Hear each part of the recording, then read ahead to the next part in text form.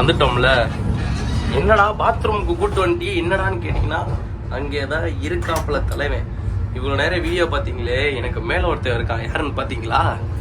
Don Don பாருங்க, எவ்வளோ பெரிய இடம் கொடுத்து வச்சிருக்காங்க குளிக்கிறதுக்கு.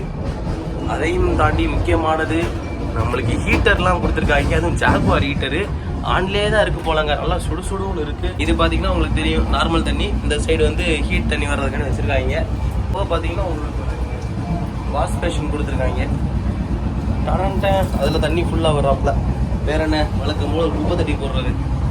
ஸோ எதிர்பார்த்து ஆவலாக இருந்த ஷவரும் இருக்கிற வண்டி பார்த்தீங்கன்னா ஒரு 2 மணி நேரத்துக்கிட்ட லேட்டு. இப்போவே லேட்னா இப்போ நம்ம பெங்களூர் போய் ரீச் ஆகிறதுக்குள்ளே நம்ம தலை வந்து மொத்தமாக காலி ஆயிரும்.